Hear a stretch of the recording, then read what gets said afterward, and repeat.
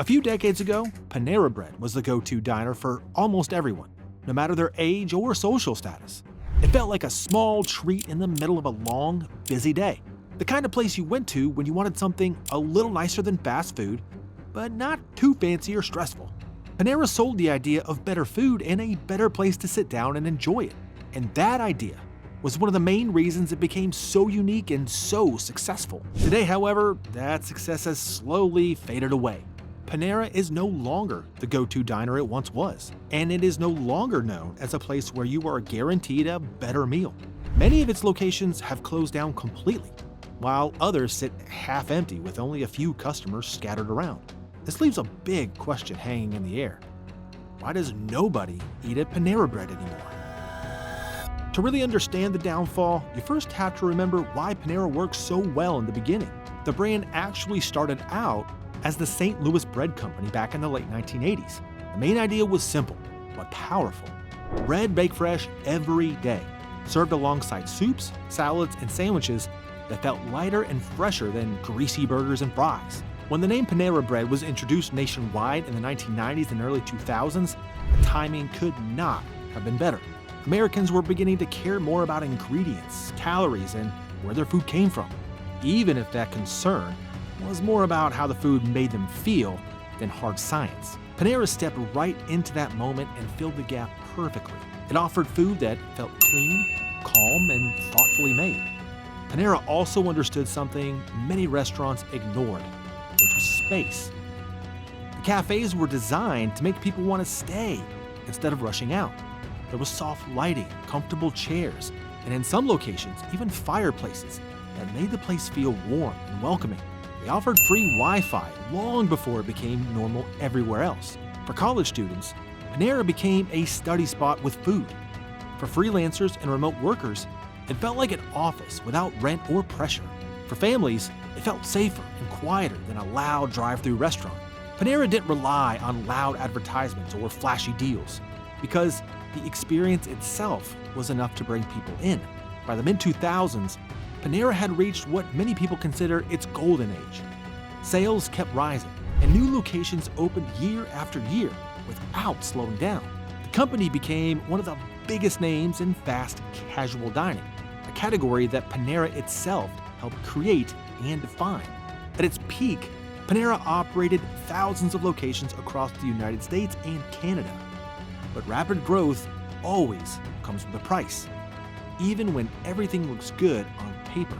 As Panera continued to expand, it became harder and harder to hold on to that cozy neighborhood bakery feeling. Baking fresh bread, training employees properly, and keeping food quality consistent across thousands of stores is expensive and complicated. And so in 2017, Panera Bread was sold to Jab Holding Company in a deal valued at around $7.5 billion. Now, if you've ever paid attention to how these kinds of business deals usually go, you already know the pattern. A big investment company steps in, looks closely at the numbers, and starts asking one main question over and over again. How can we make more money faster? And most of the time, the answer is cutting corners. That's exactly what started happening at Panera. Little by little, things began to change. Recipes were simplified, bread baking was reduced, and instead of focusing on the cozy cafe feeling people loved, the company started pushing things like coffee subscriptions, delivery deals, and tech gimmicks. The goal was no longer about creating a warm space to sit and enjoy food. It was about squeezing as much money as possible out of every single location. This moment right here was the turning point. After 2017, Panera slowly stopped feeling like that neighborhood bakery cafe people used to love. Instead, it started feeling like just another brand being controlled by investors who didn't really care about what made it great in the first place. And customers noticed immediately. You don't need a business degree to tell when something you love is changing for the worse. People feel it the second they walk through the door. The first big thing people complained about was the price. To be honest, Panera was never cheap, and most customers accepted that because the food felt better. The space felt calm, and the experience felt worth it. It was the kind of place you didn't mind spending a little extra cash. But over time, prices kept going up. And at the same time, the portions kept getting smaller. That's when people started side-eyeing their trays. You'd look down at your plate and think, wait, did this used to be bigger? Slowly, customers started to feel like they were paying more and getting less. And nobody likes that feeling. Then came the menu changes, which really rubbed people the wrong way. Panera started quietly removing items that people genuinely loved. You'd walk in craving your usual order, already tasting it in your head, only to find out it was gone with no warning. Fan favorites disappeared one after another, leaving customers confused and annoyed. These constant changes made it hard to trust the menu anymore, because you never knew if your favorite meal would still be there the next time you showed up. On top of that, competition started heating up. You see, when Panera first came onto the scene, it practically defined the fast casual restaurant idea. But soon enough, other brands caught up, and in many cases, did it better. Chipotle, Sweetgreen, Starbucks, and even Chick-fil-A started going after the same crowd that wanted quick, but better food. Meanwhile, Panera kept trying new ideas to fix things, but many of them felt random or desperate. They rolled out flatbread pizzas, new subscriptions, and even started selling Panera-branded food in grocery stores. And for a lot of people, that was a bad sign. There's this unspoken rule that once a sit-down restaurant starts popping up in freezer aisles, something has gone wrong. It feels like the brand is losing focus, trying to be everywhere instead of being good at one thing. What made it worse was how far the brand drifted from what it originally stood for. Panera was built on the idea of fresh food, simple ingredients, and bread baked with care. But behind the scenes, that image started to fall apart. Viral videos showed food being reheated straight from frozen bags, including the famous mac and cheese that many customers thought was made fresh.